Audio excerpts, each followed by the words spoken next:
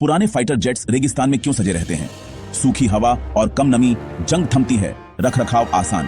आगे देखिए, ये बोनियार्ड्स कैसे उड़ते खजाने बनते हैं। जब फाइटर जेट्स रिटायर होते हैं तो वे बस गायब नहीं हो जाते, वे विशाल स्टोरेज बेस पर जाते हैं जिन्हें बोनियार्ड्स कहा जाता है। सबसे प्रसिद्ध एरिजोना, यूएसए में डेविस मोंथन एयर फोर्स बेस। रेगिस्तान इसके लिए परफेक्ट हैं क्योंकि उनकी सूखी हवा और कम आर्द्रता होती है। यह जंग और संक्षारण को रोकता है, जिससे जेट्स वर्षों तक संरक्षित रहते हैं। कुछ को पार्ट्स के लिए रिसाइकिल किया जाता है, कुछ को युद्ध के समय फिर से सक्रिय किया जाता है और कुछ का इस्तेमाल टारगेट प्रैक्टिस या टेस्टिंग के लिए किया जाता है। तो रेगिस्तान कोई कब्रिस्तान नहीं है, बल्कि यह रिटायर्ड जेट्स के लिए एक विश्राम स्थल और स्पेयर पार्ट्स का सोने का खदान है।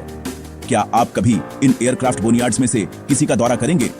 तो रेगिस्तान कोई कब्रिस्तान नहीं है, बल्कि यह रिटायर्ड जेट्स के लिए एक विश्राम स्थल और स्पेयर पार्ट्स का सोने का खदान है। क्या आप कभी इन एयरक्राफ्ट बोनियार्ड्स में से किसी का दौरा करेंगे?